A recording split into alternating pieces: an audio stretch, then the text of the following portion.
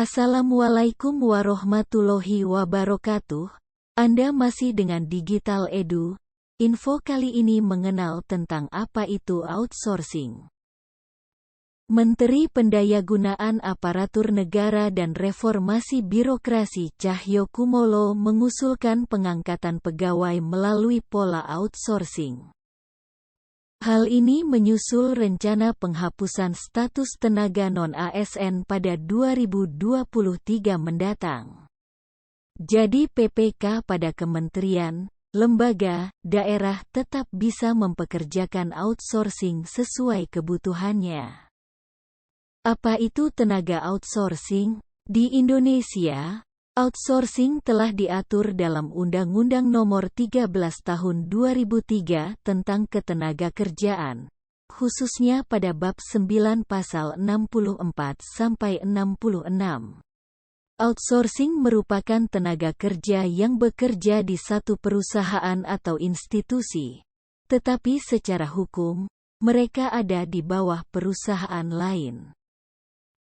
Perusahaan dapat menyerahkan sebagian pelaksanaan pekerjaan kepada perusahaan lainnya melalui perjanjian pemborongan pekerjaan atau penyediaan jasa pekerja yang dibuat secara tertulis.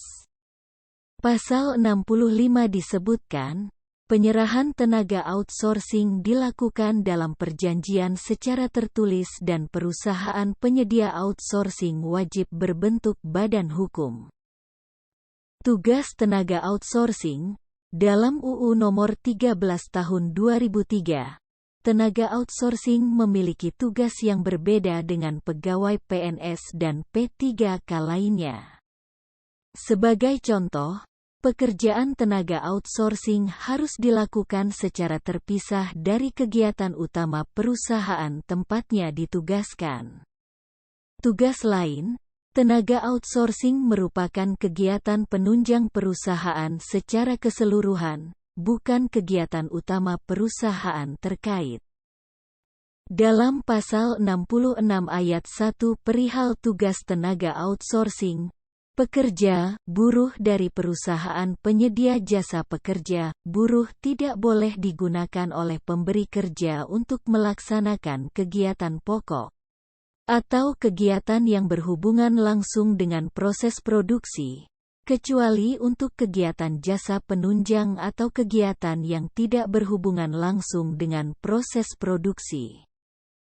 Status tenaga outsourcing, berdasarkan pengertiannya, tenaga outsourcing merupakan tenaga kerja yang berada di bawah perusahaan yang berbeda dengan perusahaan tempatnya bekerja.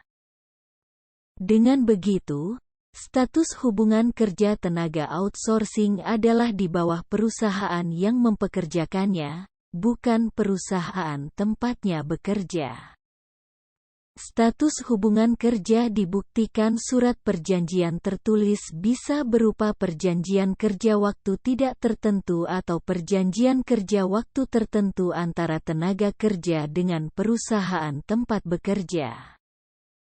Gaji tenaga outsourcing, berdasarkan status hubungan kerja tersebut, sistem gaji, perlindungan, dan jaminan kesejahteraan tenaga outsourcing juga dibebankan kepada perusahaan yang mempekerjakannya. Kendati demikian, Cahyo menegaskan bahwa pola ini akan memberikan kepastian bagi para tenaga outsourcing, terutama dalam hal status dan gaji. Adapun sistem gaji tenaga outsourcing di perusahaan telah diatur dalam UU Ketenagakerjaan, di mana ada upah minimum regional, upah minimum provinsi, UMR-UMP. Demikian yang dapat kami kabarkan. Terima kasih sudah menonton video dari Digital Edu. Jangan lupa subscribe. Sekian, wassalamualaikum warahmatullahi wabarakatuh.